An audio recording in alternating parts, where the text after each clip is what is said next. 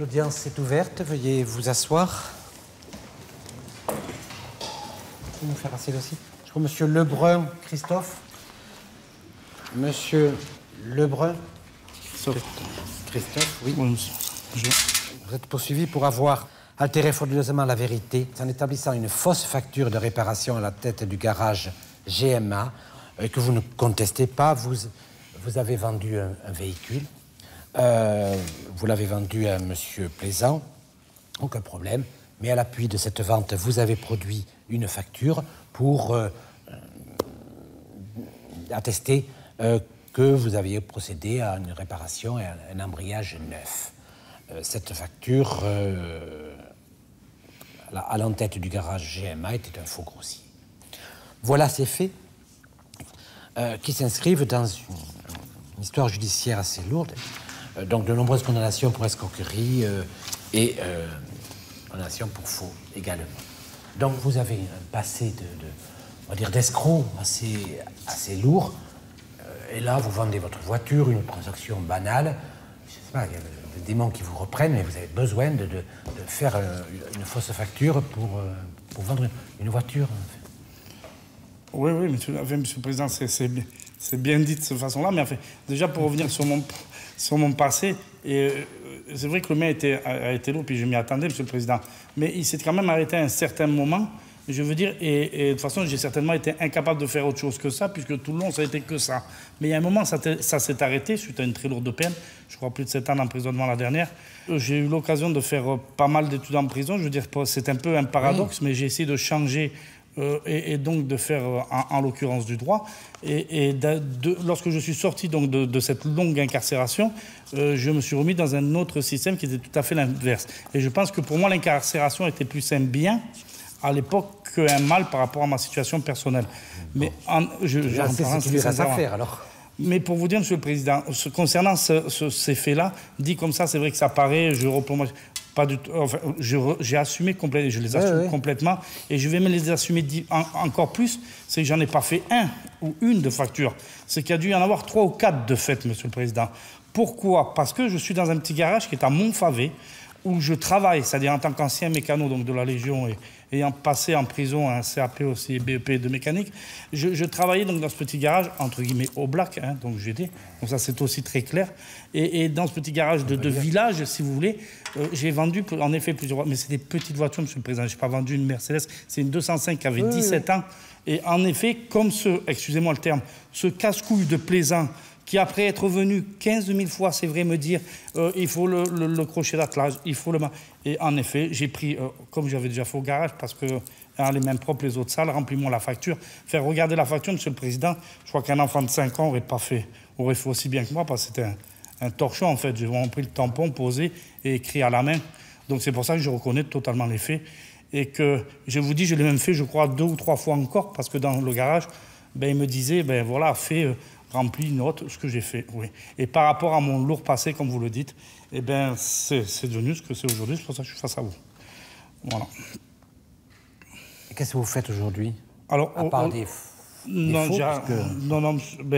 aujourd'hui, je m'occupe de... Vous voyez, c'est pour vous dire qu'on peut changer dans la vie. Je m'occupe de personnes. Je suis même, ça peut peut-être vous étonner, mais curateur aussi d'une personne que j'aide, oui, Monsieur le Président. Fait que pour qui je fais ce qu'il faut faire. Je m'aide aussi d'une association, vous avez parlé du foyer tout à l'heure de Sorgues. Je m'occupe d'une association aussi d'enfants qui sont paraplégiques handicapés suite à moi, mon problème. Et donc, je m'occupe aussi, ça peut être idiot, mais c'est des animaux, donc c'est une association, j'ai donné papier. Donc, en tant qu'ancien, j'ai quand même été maître chien à la Légion, donc j'ai essayé d'apporter ce que je pouvais pour cette association qui dépend de la mairie du Pontet. Mais curateur, vous êtes officiellement curateur? Parce que je suis un peu surpris que vous gériez les fonds des personnes handicapées avec quand même les condamnations pour escroquerie et pour tout à fait, mais le code... Alors, je peux y répondre. Vous êtes inscrit, tout à fait. Je ne pense pas que le code pénal l'en empêche par rapport à ce que j'ai pu, moi, le peu étudier. Et encore, est-ce que, Monsieur le Président, je suis en défaut de pouvoir m'occuper, comme je le fais depuis 3 ans, d'une personne peut-être aussi bien que je le fais, par rapport à d'autres qui sont peut-être curateurs et n'ayant pas mon passé. C'est à l'amiable. Oui, enfin, oui, tout à fait. Enfin, à la mienne, je m'occupe de cette personne. Oui. Ah oui, en dehors sa maman est ici, malvoyante. Oui. Non, c'est bien d'être... Voilà. Mais comme parfois vos démons vous reprennent, soyez prudent avec le chéquier de cette dame et avec la gestion de ses comptes, quoi. C'est des mots comme ça. Enfin, vous avez raison de me les rappeler, Monsieur le Président. Mais je veux dire, oui, il y a un moment où j'ai compris qu'il fallait s'arrêter. Et ce moment-là, ça fait un bout de temps. Et malheureusement, comme il y a des affaires qui vous rattrapent, eh ben oui, c'est le cas. Et pour cette facture-là, pour moi, oui, je l'ai fait. Et je vous le dis, très sincèrement, je l'ai fait. Vous dites, il y a un moment où j'ai compris qu'il fallait s'arrêter. Oui. Non, là... Vous ne l'avez pas compris à ce moment, quand vous avez fait les faux, quand même. C'est pas il y a 10 ans. Non, tout à fait. Il y a oui, donc... il y a 2 ans. 2 ans. 2 ans. Il faut comprendre, maintenant, avec votre histoire, il faut comprendre définitivement, quand même. Enfin, je crois. Vous ne pouvez plus vous permettre... Oh, comme vous dites, c'est un casse-couille, je lui fais un faux, parce que c'est exceptionnel. Et puis d'abord, vous en avez fait d'autres. Donc, quelque part, là, c'est terminé, quelle que soit la victime, quelle que soit on ne peut plus jouer avec les documents, faire des faux, faire des escroqueries. Et le pire, c'est que j'ai payé Monsieur le Président, je paye ce monsieur pour cet embrayage. Je veux dire, quand je remplis le papier et qu'il vient, parce que grâce à ce faux, entre guillemets, il vient dire, mon embrayage, 9 mois après, mon embrayage est mort, j'ai payé 600 € pour le rembourser. Je veux dire, je comprends, me paraît normal. Qui rouspète, enfin, il achète cette voiture, je croyais qu'il était neuf... apparemment, c'est un faux, un vrai faux. Vous dites cette espèce de faux, ce prétendu faux. Non, c'est un vrai faux.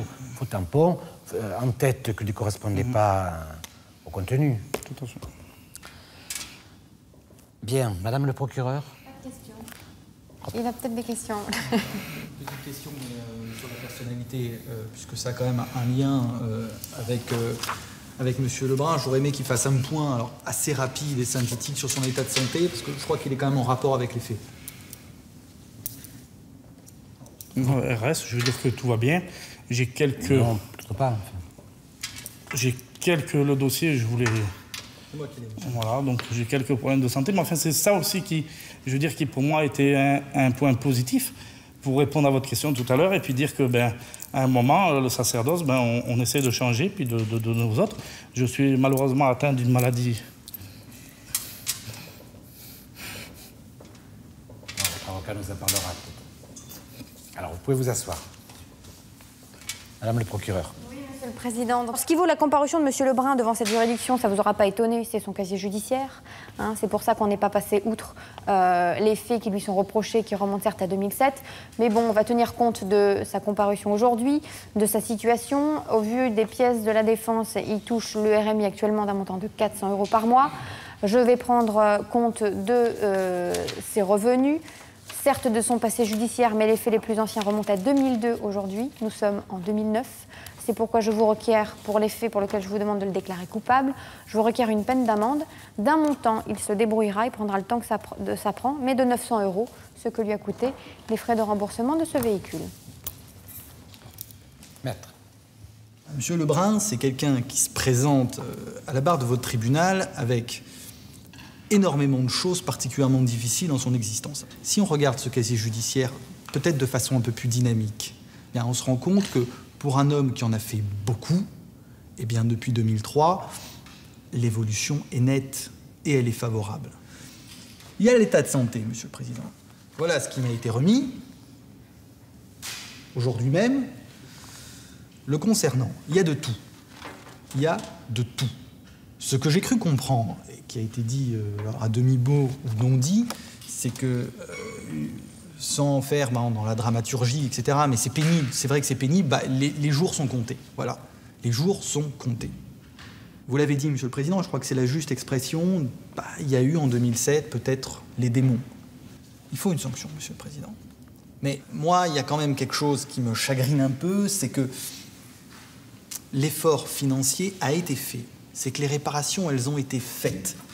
Alors, peut-être, Monsieur le Président, à mon sens, une dispense de peine à titre exceptionnel serait la bienvenue, compte tenu du fait que le casier judiciaire, il a été payé. Il a été payé. Merci. Monsieur Lebrun, vous voulez ajouter quelque chose? Vous pouvez rester assis. Vous voulez ajouter quelque chose? Non, c'est pour vous dire qu'au niveau de ma maladie, je suis tout simplement diabétique insulinaire et que j'ai appris il y a 2 mois que j'avais le cancer Du pancréas. Monsieur Lebrun.